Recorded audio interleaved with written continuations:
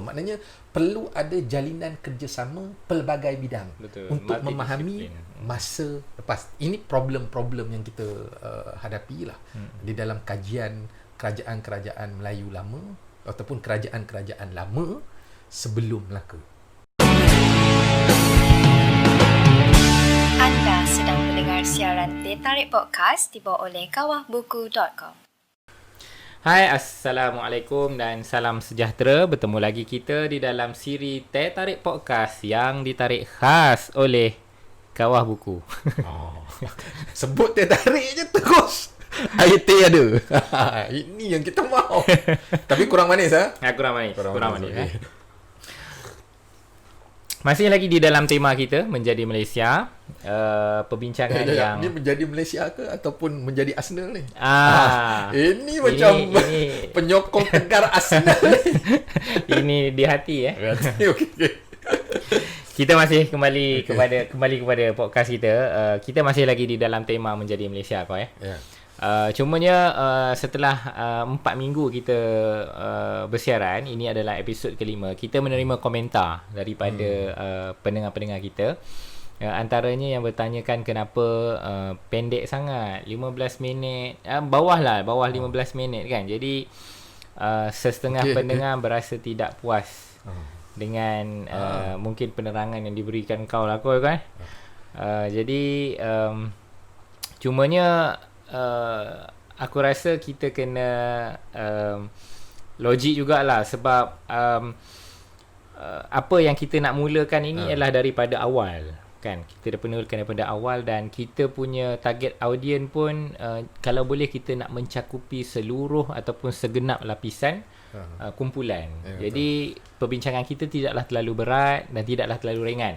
Dan masa 15 minit tu kita kira adalah masa yang ideal untuk sedap halua telinga mendengar. Kan kadang-kadang kalau takut panjang sangat habis datang. Kadang-kadang apalah yang Mamat ni bebelkan melirik-lirik. Jadi kita fix 15 minit. Dan kalau boleh kita cuba mampatkan semampat mungkin dalam tempoh 15 minit tu untuk menyelesaikan beberapa permasalahan dan juga persoalan yang kita bangkitkan. Semacam minggu lepas kita telah pun membincangkan tentang permasalahan di dalam pensejarahan Asia Tenggara. Jadi minggu ini kita menyambung sedikit lagi. Kalau aku boleh recap balik kau antara permasalahan yang telah mungkin kau kongsikan, especially tak silap aku kau ada merujuk kepada buku A History of Malaysia Andaya-Andaya kan. Kekurangan sumber maklumat yang kita dapat perolehi daripada sumber utama kita lah dari Asia Tenggara tu sendiri, dan kebergantungan kita kepada sumber-sumber lain, sumber-sumber luar lah macam China, Arab, India tu sendiri. Jadi kemudian antara yang persoalan di akhir sekali episod minggu lepas ialah kita membicarakan tentang monumen. Kan, monumen, kepentingan monumen sebagaimana yang kita bangkitkan di Angkor Wat, tapi di Malaysia tak ada kan. Jadi Koi, aku rasa kau kena menyambung perbincangan minggu lepas yang belum selesai. Mungkin aku tambah satu lagi point yang minggu lepas punya tu, yang mana antara permasalahan dia lah yang kau dah sebut tadi tu, list tu. Dan kemudian ada satu lagi aku rasa kau tertinggal. Aku cakap pasal apa tu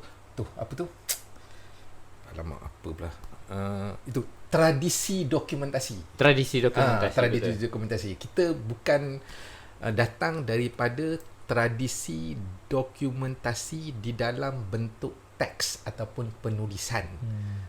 Kan kita ni kebanyakannya oral lah, ataupun oral, lisan. Kita punya cerita yang diperturunkan kan. Hanya kemudian sebab tu Melaka tu menjadi penting tu, sebab pada waktu tu baru ada proses pendokumentasian lah yang dilakukan, khususnya daripada sudut contohnya macam undang-undang Melaka, undang-undang laut, kemudian Sulalatus Salatin, yang itu tu ada pendokumentasian. Tetapi sebelum 1400, kalau macam menurut Andaya dan Andaya, macam mana yang aku terangkan minggu lepas tu, daripada sudut pendokumentasian di dalam bentuk tulisan tu, kecuali prasasti lah yang bersifat pendek, sangat kurang lah. Jadi itu menjadi hambatan ataupun halangan kepada kajian sejarah sebelum Melaka. Sebelum wujudnya kerajaan Melaka tu, kerajaan-kerajaan yang terdahulu tu, untuk kita mengetahui dengan lebih rinci tentang kerajaan terdahulu tu, salah satu daripada permasalahan dia adalah permasalahan data dan maklumat. Okey, daripada masalah-masalah yang telah dibangkitkan oleh engkau, macam mana kita nak mengharmonikan? Pada aku, yalah, kita kena harmonikan permasalahan ini supaya akhirnya ada sesuatu ketetapan dalam isu persejarahan Asia Tenggara ni, Wai. Okey, soalan sebelum aku jawab lah, soalan kau tentang bagaimana untuk mengharmonikan bila terdapatnya permasalahan-permasalahan dalam kajian sejarah ni. Sebelum aku jawab soalan tu lah, aku rasa aku tak jawab soalan kau yang mula-mula tadi tentang monumen. Kan kau betul. Aku gairah. Okey, kau timbulkan soalan monumen sebab persoalan ni sangat penting. Sebab di Malaysia, sama ada di Semenanjung ataupun di Sabah dan Sarawak, ketiadaan monumen. Monumen ni macam satu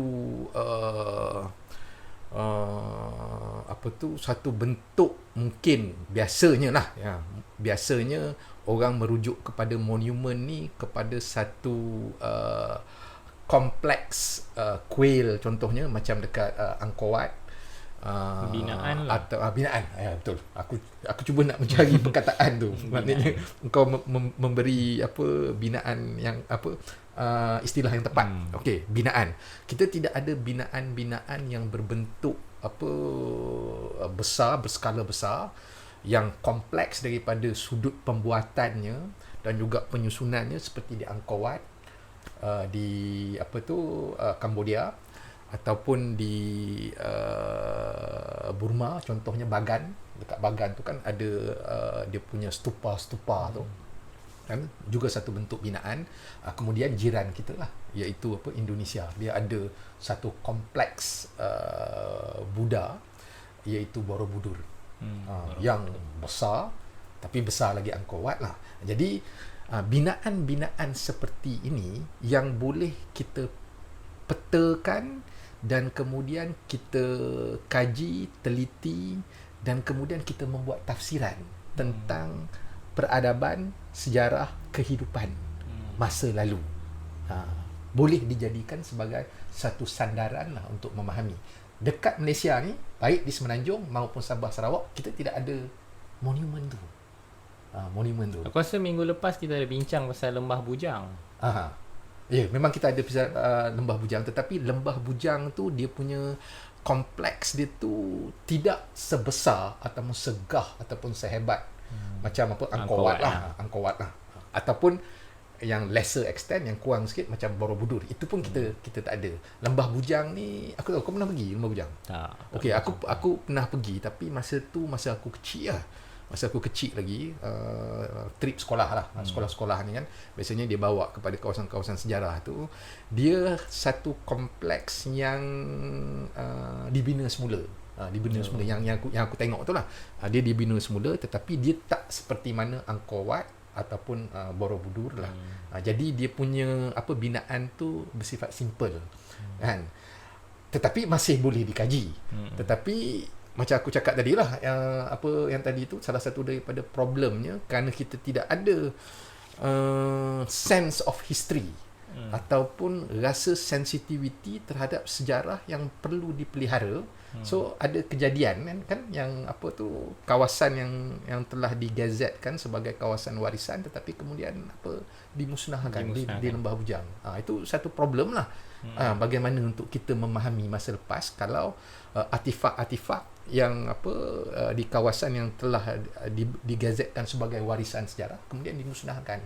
Jadi itu adalah salah satu daripada problem lah. Jadi di dalam konteks ini, menjawab soalan yang kedua engkau tadi tu, aku rasa tentang bagaimana untuk mengharmonikan di dalam keadaan di mana kita ada kekurangan data ni kan. Jadi dalam konteks ni, macam aku kata tu, salah satu daripadanya kita mencari bukan hanya bukti-bukti yang ada di wilayah geografi kita, di tanah air kita, tetapi juga kita mengambil sumber-sumber daripada luar lah. Macam di dalam siri yang lepas aku pun ada bagi tahu salah satu daripada sumber-sumber yang penting untuk melihat dan memahami masa lampau sebelum Melaka ni, dia datang daripada catatan-catatan yang terdapat di China, Arab dan juga India. Tapi yang lebih sistematik sebenarnya kalau menurut buku ni lah, buku History of Malaysia ni, Andaya ni, dia kata catatan-catatan daripada istana Imperial China, sebab dia memang ada tradisi tulisan yang lebih panjang lah. Jadi kita perlu juga untuk selain daripada sumber-sumber tempatan yang terhad, tapi kita juga perlu mengambil daripada sumber-sumber luar lah. Tetapi problemnya dalam sumber-sumber luar ni adalah satu masalah bahasa lah. Sama ada kita mempunyai keupayaan bahasa, bukan sahaja bahasa Mandarin, tetapi bahasa Mandarin zaman tu contohnya, ataupun bahasa Tamil zaman tu, bahasa Arab zaman tu. Dan kemudian yang keduanya, kebanyakan catatan-catatan tu adalah dibuat kan selepas beberapa lama. Mungkin orang tu dia pergi ke wilayah alam Melayu ni, tapi mungkin setahun 2 tahun baru dia balik ke China ataupun ke India ataupun ke Arab, kemudian baru dia tulis, ataupun dia mendengar daripada secondary source, sumber kedua, sumber ketiga. Jadi untuk memahami yang lepas ni, aku rasa perlu ada kerja yang banyak lah sebenarnya. Aku rasa tu kerja ahli filologi lah kan. Kalau filologi ni lebih kepada persoalan bahasa kan, lebih melihat pada bahasa. Itu pun sama, maknanya perlu ada jalinan kerjasama pelbagai bidang. Betul. Untuk memahami masa lepas. Ini problem-problem yang kita hadapi lah di dalam kajian kerajaan-kerajaan Melayu lama ataupun kerajaan-kerajaan lama sebelum Melaka. Baik, aku rasa perbincangan untuk episod kali ni kita berhenti dulu kat sini, sebab kita akan sambung lagi perbincangan kita dalam episod yang akan datang. Aku rasa di episod yang akan datang kita boleh terus menjurus kepada kerajaan-kerajaan, kan? Ya, betul. Ataupun ialah peradaban sebelum daripada Melaka. Kita telah sentuh mengapa kita perlu perbincangkan hal-hal ataupun peradaban sebelum Melaka, dan kita pun telah berkongsi sedikit sebanyak tentang pensejarahan, permasalahan dalam pensejarahan Asia Tenggara. Maka aku rasa dalam episod akan datang kita akan membicarakan pula tentang kerajaan-kerajaan pada sebelum Melaka. Sebelum Melaka. Ya. Jadi terima kasih kepada pendengar-pendengar siri Teh Tarik Podcast. Untuk mendengar podcast ini, boleh terus mendengar di Apple Podcast, Spotify, dan juga boleh ditonton di laman sosial Facebook Kawah Buku dan juga Teh Tarik Podcast. Juga boleh ditonton di YouTube. Dan kita akan bertemu lagi dalam siri yang akan datang. Terima kasih. Terima kasih.